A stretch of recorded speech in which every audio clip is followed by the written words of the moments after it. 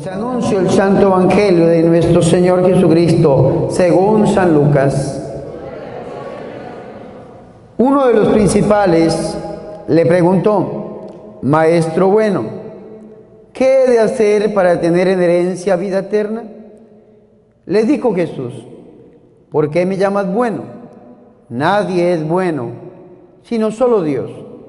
Ya sabes los mandamientos: no cometas adulterio, no mates, no robes, no levantes falso testimonio, honra a tu padre y a tu madre. Él dijo: todo esto lo he guardado desde mi juventud. Al oírlo, Jesús le dijo: aún te falta una cosa. Vende todo cuanto tienes y repártelo entre los pobres, y tendrás un tesoro en los cielos. Luego ven y sígueme.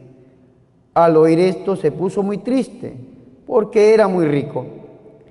Al verlo, Jesús dijo: qué difícil es que los que tienen riquezas entren en el reino de Dios.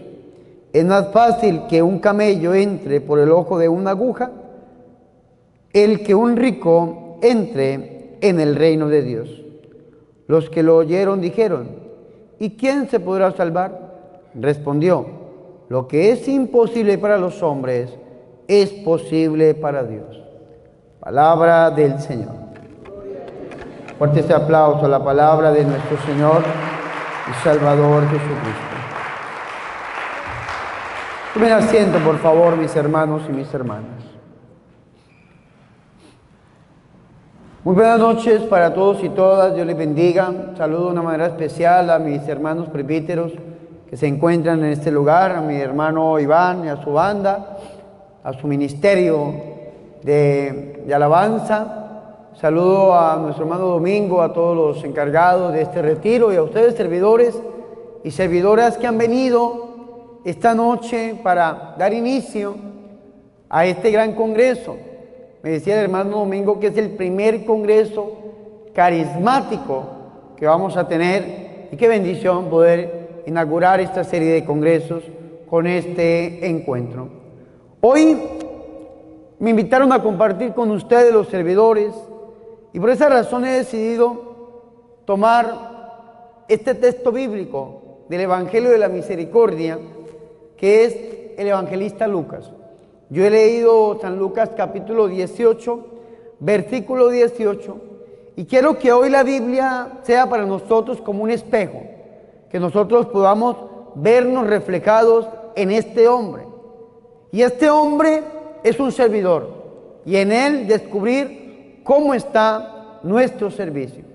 Dice la palabra del Señor: uno de los principales, repítalo conmigo, uno de los principales. Este hombre era un hombre principal al interior de la sociedad. Este hombre era un hombre principal al interior de la religión. Este hombre era un servidor de la época. Y este hombre, sin importar la importancia que ocupara, tanto en el Estado como en la religión, decidió acercarse a nuestro Señor y Salvador Jesucristo. ¿Cuántas personas afuera se sienten tan importantes y en medio de su importancia no quieren acercarse a nuestro Señor?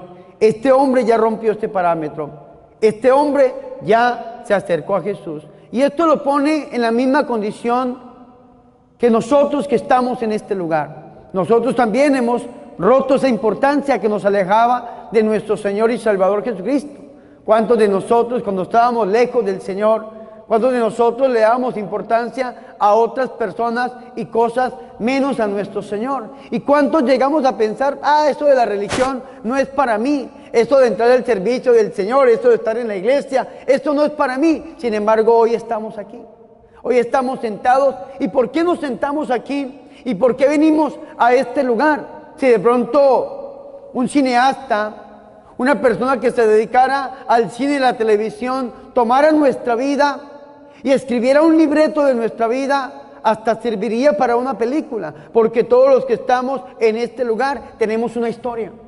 Y todos los que estamos aquí hemos sido llamados por Dios de una u otra manera. Como dice el profeta Oseas: Dios nos llama con lazos de amor. Y a veces ese llamado de Dios es bastante difícil, bastante incomprensible para la gente que está afuera, pero para nosotros ya es entendible. Dios utiliza, no envía, a veces una enfermedad, a veces un problema, a veces una dolencia. Dios permite esa bancarrota, Dios permite este acontecimiento, esa situación penosa para que nosotros termináramos ahí de rodillas. Y yo entiendo esto iluminado con una expresión del Padre Pío, cuando el Padre Pío dice: bendita enfermedad, bendito problema que nos botó de rodillas delante del Señor y Salvador Jesucristo. Y ahí nos encontramos con el Señor, y encontrándonos con el Señor, ese problema, esto adverso negativo que llegó a nuestra vida, pasó a ser a un segundo plano, porque nos hemos encontrado con el Rey de Reyes, con el Señor de Señores, con nuestro Señor y Salvador Jesucristo, que fue el que cambió, el que transformó nuestra vida y nos ha llamado ahora a que nosotros seamos servidores de tu reino, servidores de su palabra. Amén. Fuertes aplausos a Jesús nuestro Señor. Nosotros nos acercamos a Jesús de una u otra manera, pero la pregunta es: ¿y cómo nos estamos acercando? Vea qué importante esto, o qué interesante. Dice que uno de los principales le preguntó. Este hombre se acerca para hablar con Jesús. En nuestro servicio nosotros hablamos con Jesús, en nuestra vida, y esto nos da pie para preguntarnos cómo estamos nosotros prestando este servicio. ¿Estamos y nos sentimos cerca de Jesús? ¿Hablamos con Jesús? Si en este momento a nosotros nos pudieran poner un termómetro como servidores, ¿cómo está nuestra vida espiritual? ¿Cómo está nuestra vida de oración? ¿Cuál sería el resultado que arrojaría este estudio? Hay un predicador que yo quiero mucho y lo he admirado mucho siempre, es un laico llamado Salvador Gómez, creo que es salvadoreño. Y Salvador Gómez, en un libro que se llama Formación de Predicadores, utiliza una expresión que a mí siempre me ha gustado, y es el Jesúmetro. Se lo repito, el Jesúmetro. La medida en la cual yo hablo de Jesús y yo hablo con Jesús durante el día. Hermanos y hermanas, si en este momento nos aplicaran este Jesúmetro, ¿cuál es la medida de la cual nosotros hemos hablado de Jesús y con Jesús? Usted como servidor, hoy, ¿cuánto tiempo ha gastado en evangelizar? ¿Cuánto tiempo ha gastado en hablar de Jesús? Hablarle a Jesús, de Jesús a otros. Tal vez, como dirían los cursillistas de cristiandad, a ese metro cuadrado alrededor suyo. Tal vez a su esposo, a su esposa, a sus hijos, a sus familiares, si le alcanza el tiempo, a sus vecinos, a sus amigos, a su barrio, a su parroquia. ¿A cuántas personas nosotros le hemos hablado de Jesús durante el día? Algunos dirán: padre, sí, yo he predicado, yo he hablado.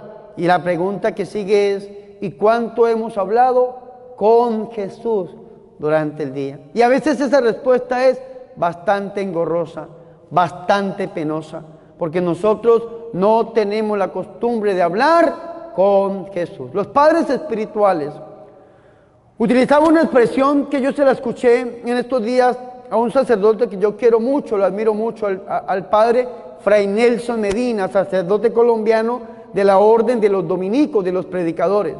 Y él habla de aprender a perder tiempo con Jesús. ¿Cuántos de nosotros hemos aprendido a perder tiempo con Jesús? A estar con Jesús, a visitarlo en el Santísimo si podemos, pero también en nuestra oración personal, como servidores, aprender a tener una relación con Jesús, aprender a perder tiempo con Jesús. ¿Cuántos de nosotros lo hacemos, mis hermanos? Y es triste, porque la mayoría de nosotros no hemos aprendido a dedicarle tiempo a nuestro Señor y Salvador Jesucristo. Y yo lo he dicho en estos días en algunas de mis predicaciones: aprendemos a perder tiempos con otras cosas, aprendemos a perder tiempo con el celular. Y qué interesante es este tema del celular. Padre, ¿el celular es malo? No, el celular no es malo. Nosotros que malgastamos nuestro tiempo en el celular, pero el celular puede servir como un instrumento mismo de evangelización o un instrumento mismo de bondad para hacer el bien a través de una llamada, de un texto o algo simplemente, pero nosotros aprendemos a perder tiempo. Y tanto que el mismo celular hoy en día le marca cuánto tiempo ha estado usted frente a la pantalla. Y le dice a usted, usted ha estado frente a este dispositivo 1 hora, 2 horas, 3 horas en el día. Ojalá que nosotros aprendiéramos a perder tiempo con Jesús, que sería la riqueza más grande que nosotros pudiésemos tener en el día, aprender a estar con nuestro Señor. Este hombre que es importante para el pueblo, rompe todos los esquemas y se acerca a Jesús para hablar con Él. Y hablar con Jesús se llama oración. Pero vea qué interesante esto. ¿Y cuál es el contenido de la oración de este hombre que se acerca a Jesús? Y este hombre se acerca para hacerle una pregunta, pero antes de formularle la pregunta, el hombre le da 2 títulos, utiliza 2 palabras que son como el contenido de la pregunta que este hombre le hace a nuestro Señor. Le llama Maestro bueno. ¿Cómo le llama? Repítalo más fuerte. ¿Cómo le llama? Y vea que le pregunta, Maestro bueno, ¿qué he de hacer para tener en herencia vida eterna? Este hombre estaba centrado en el hacer, por eso le llamó maestro. La primera palabra que utiliza este hombre cuando se acerca a Jesús es maestro. ¿Y qué? Pues, ¿cuál es la pregunta? ¿Y qué tengo que hacer para tener en herencia vida eterna? Este hombre estaba preocupado en el hacer, y esto nos tiene que enseñar a nosotros mucho. ¿Cuántos de nosotros como servidores nos hemos centrado en el hacer?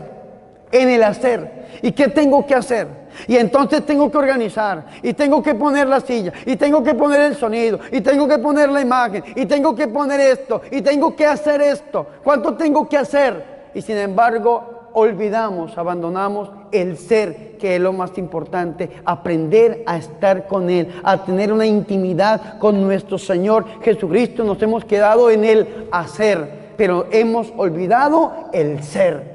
Como lo llamó maestro y se preocupó en el hacer, pues ¿qué le tocó hacer a nuestro Señor? Frente a un condicionamiento de esta manera, pues el Señor lo mandó a cumplir la ley. Porque ¿qué hacía un maestro de la época?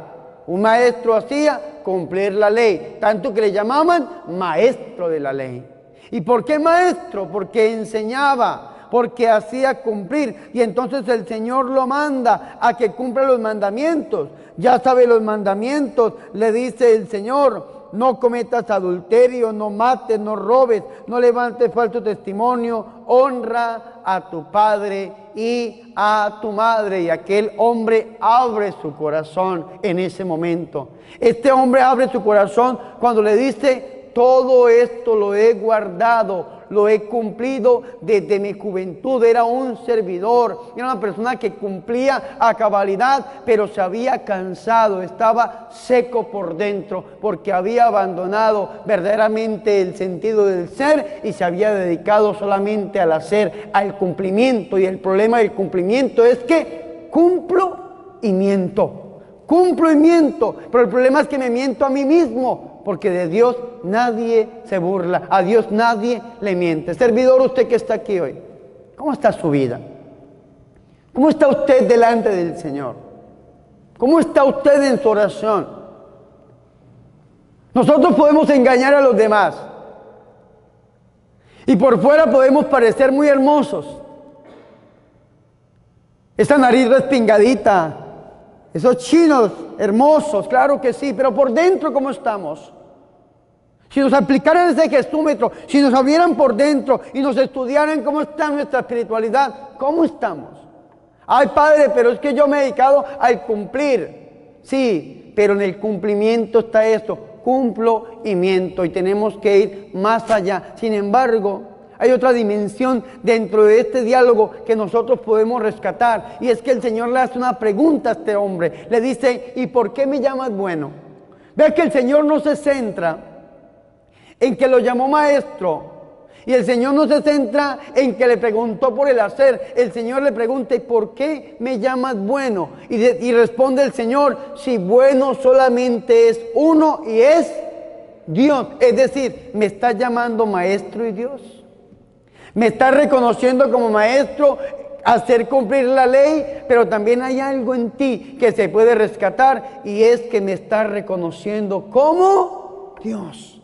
Y entonces, como me está reconociendo como maestro, yo te mando al hacer, pero como me está reconociendo como Dios, yo te mando al ser, al vivir. Y para poder profundizar en ese ser, el Señor entra en el corazón de esta persona. El Señor descubre que este servidor es un servidor que está lleno de otras cosas, que está lleno, dice la Biblia, de riquezas, pero en este caso específico, las riquezas del cual nos habla a nosotros la Biblia, sobre todo el evangelista San Lucas, no son las riquezas materiales.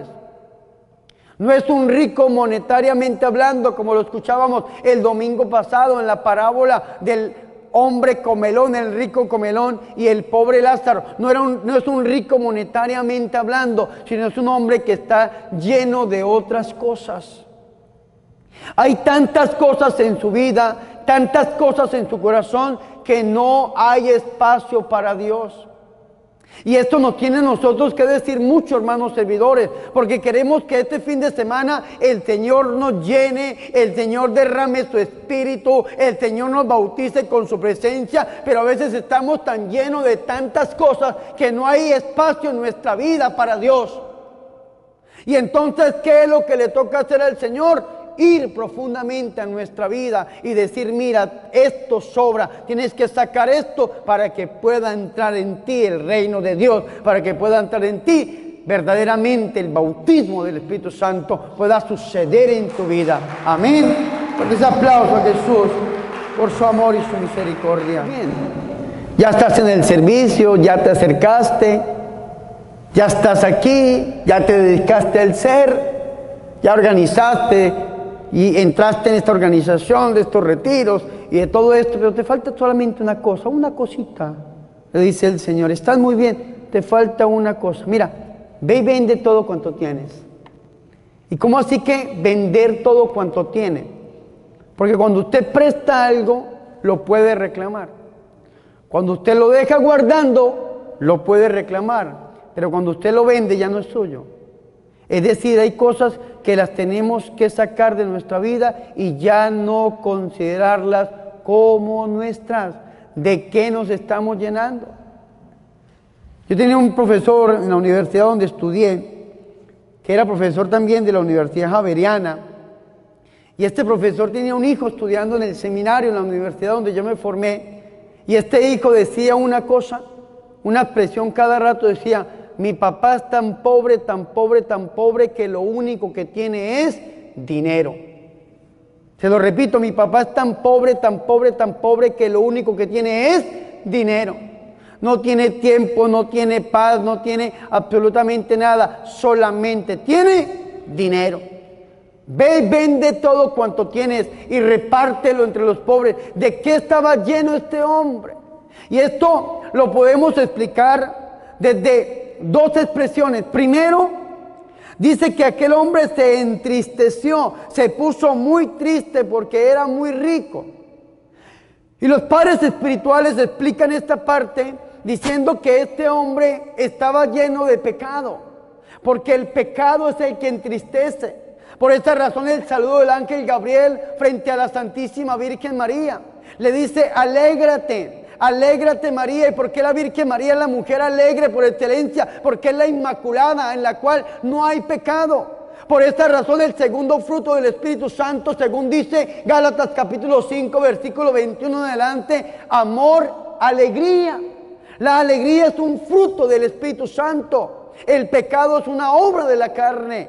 El Espíritu Santo alegra y el pecado entristece. ¿Cuántos de nosotros estamos tristes? San José María Escrivá Balaguer habla y le habla a todas las personas que en este mundo contemporáneos andan tristes, llenos de depresiones, soledades, tristezas, angustias. Y este santo dice, estúdiate, estudia tu interior, porque en tu interior tiene que haber una raíz de pecado que es la que está causando esa tristeza. Esa depresión no es gratis. Detrás de esta depresión hay un pecado oculto, que es un gigante oculto que te está matando tu intimidad con Dios, está matando tu oración. ¿Y qué es lo que tienes que hacer? Sácalo de ti. Vende cuanto tienes, repártelo, sácalo, no es tuyo, no te pertenece. No dejes que te siga llenando y no dejes que siga creciendo en ti, porque llegará un día en que te entristezca de tal manera que termines alejándote de Jesús. Esa riqueza puede ser ese apego, esta riqueza puede ser ese pecado oculto, esta riqueza puede ser aquello que no te permite servirle al Señor, como dice Lucas en el capítulo 1, versículo 67 en adelante, en santidad y en justicia, en su presencia todos nuestros días. Hay dos maneras de explicar la riqueza de este hombre. Primero, el pecado, porque se entristece. Y el pecado nos entristece porque nos aleja de Dios. Romanos 3:23, todos pecaron y fueron destituidos de la gloria de Dios. Y la gloria de Dios, dice la Biblia, Jerusalén, es la presencia de Dios que se comunica al hombre. ¿Ah, qué interesante esto? ¿Qué es la gloria de Dios? Es la presencia de Dios que se comunica al hombre. Cuando el hombre está en pecado, no siente a Dios. Porque el pecado lo aísla, lo arrebata, lo separa. Cuando el hombre está en gracia de Dios, siente esa cercanía, ese amor con Dios. Cuando el servidor está en gracia de Dios, se siente amado, arrebatado, ungido, tocado, lleno. Cuando el servidor está lejos de Dios, se siente frío, triste, solo. Todo le causa molestia. Cuando el servidor está lleno de Dios y lo ponen en el estacionamiento, allá está alabando y glorificando al Señor. Si lo mandan para la cocina, allá está cocinando y alabando y glorificando al Señor. Si lo ponen a poner sillas a organizar, ahí está alabando y bendiciendo y glorificando al Señor. Cuando el servidor está lleno de riquezas y lejos de Dios, todo le molesta. Todo le causa estupor. Todo le causa tristeza. Si el director o el dirigente del grupo le dice, mira hermano, quédate aquí, pero ¿por qué a mí? Mira, vete para allá, pero ¿por qué a mí? Siempre. ¿Por qué? Porque el pecado nos entristece, nos aleja de Dios. ¿Cómo está nuestra vida de servicio? Servidores, es momento en que estudiemos de qué nos hemos llenado. Si verdaderamente podemos aplicarnos ese Jesúmetro y decir, estoy lleno de Jesucristo, o sencillamente decir, estoy lleno de pecado, lleno de riqueza. Pero hoy es el momento en que te decidas. Hoy es el momento en que tienes que decir, no, ya no más. Tal vez me he llenado de pecado, me he llenado de ataduras, de apegos, pero hoy me decido por Jesucristo. O tal vez decir, como dijo este joven rico, me alejo del Señor, porque no quiero abandonar esta riqueza, no quiero abandonar este pecado. Y de aquí interesante esto, porque la segunda manera que los padres de la iglesia explican esta parábola es cuando el hombre se aleja, Jesús da una expresión. La primera se centra en la persona y la segunda se centra en la palabra de Jesús. ¿Qué dice Jesús? Al verlo, Jesús dijo, digan conmigo, al verlo. ¿Qué hace Jesús? Lo ve. ¿Y qué estaba haciendo el hombre? Se estaba alejando, entristecido, lleno de tristeza. Jesús te ve.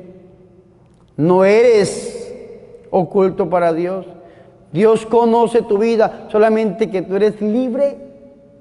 Y en esa libertad tú tienes el poder de decidir. Lo que llaman algunos el libre albedrío o la libertad.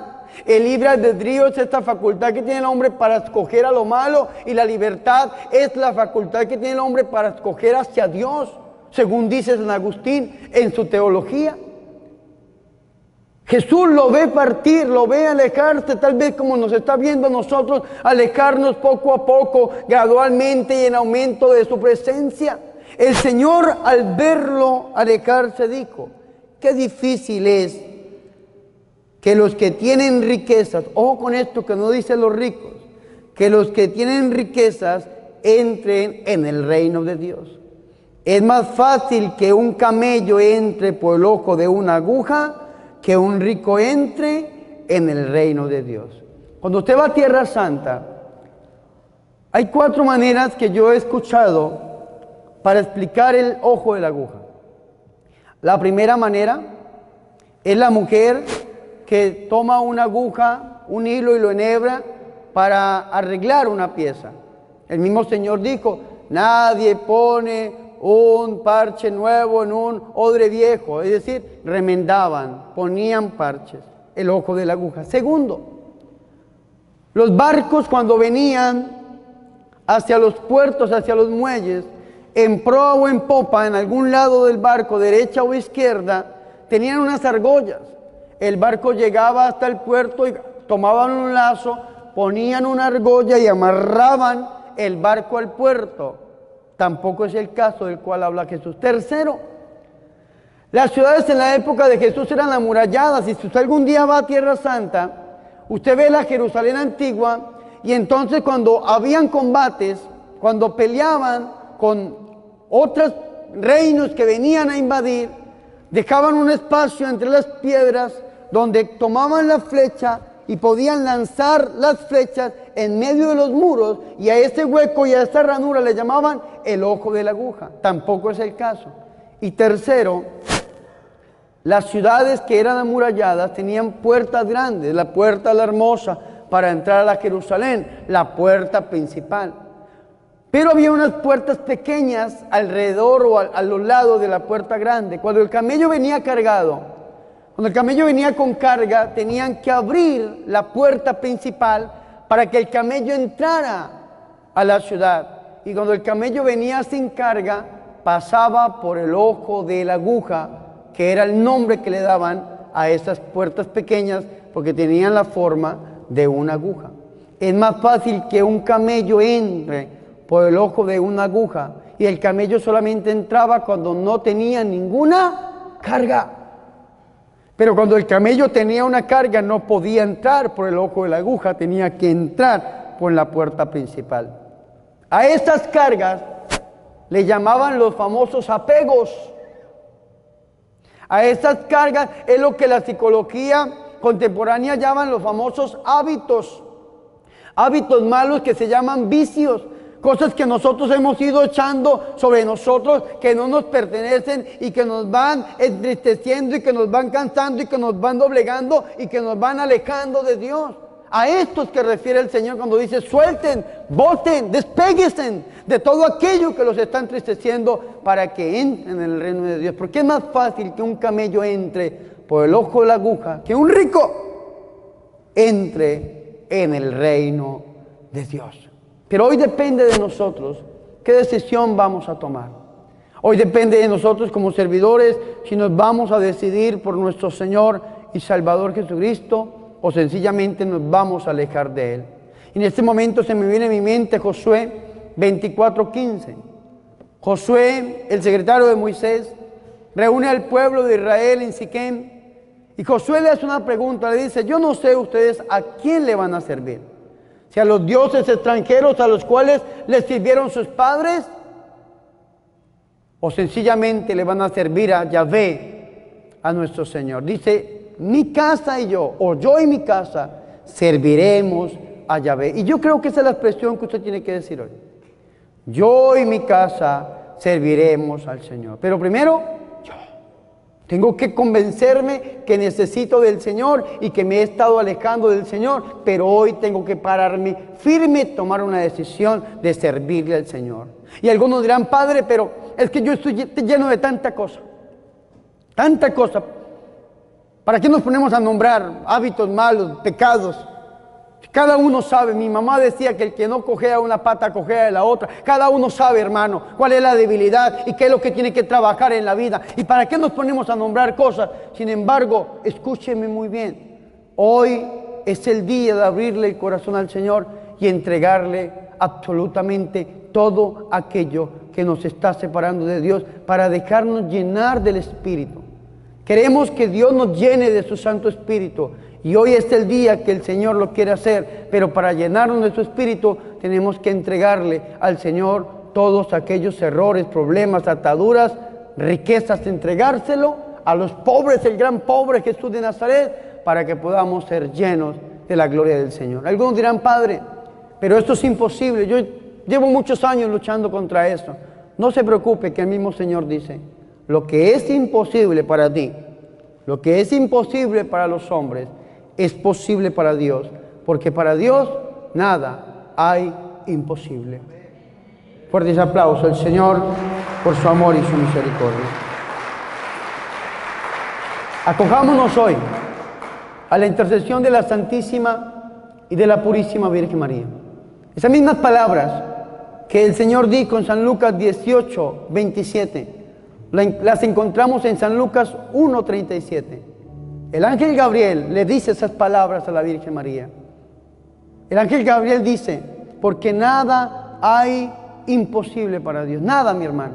Y si Dios hoy nos tiene sentados en este lugar, es porque Dios algo grande quiere para nosotros y para nuestra vida. Solamente necesitamos acercarnos a Jesús y a través del corazón inmaculado de la Virgen María poner nuestras vidas en las manos santas y bondadosas de Jesús de Nazaret. Gloria al Padre, al Hijo y al Espíritu Santo.